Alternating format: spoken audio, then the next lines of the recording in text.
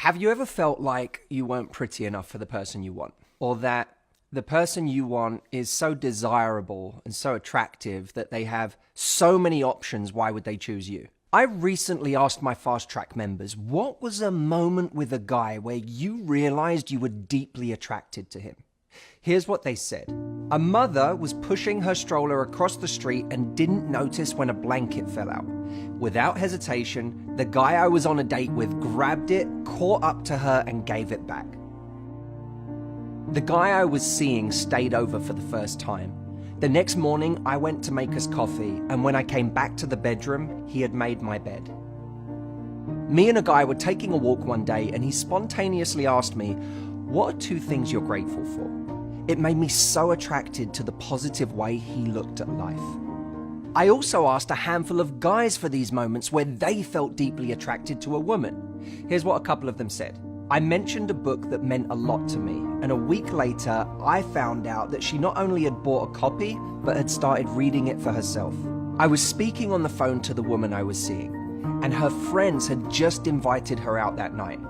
She told me that she said no to them because she wanted to stay in and finish a work project that was important to her.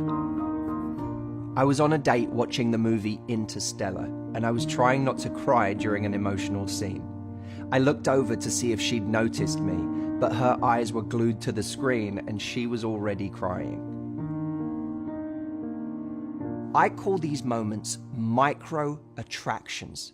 The understated moments and behaviors that make us realize someone is the kind of person we might want to spend a life with.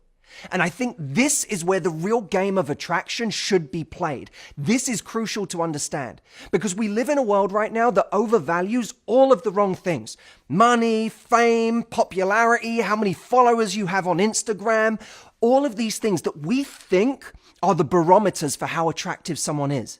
But the truth is, when it really comes down to it, for mature, intelligent people, they are looking for a person of character, for a person of integrity, for the type of person who day to day exhibits the qualities that they want to experience in a relationship over a lifetime. So we have to stop ruling ourselves out of the game simply because we think that someone gets a lot of attention or they have a lot of options, and start valuing properly our growth as a person and our character. Because I promise you, with the best people, with the most mature and intelligent and emotionally intelligent people, that's where the game is being played. In one of my favorite movies, Vanilla Sky, David Ames, played by Tom Cruise, reflects on the small moments in his life that had giant consequences.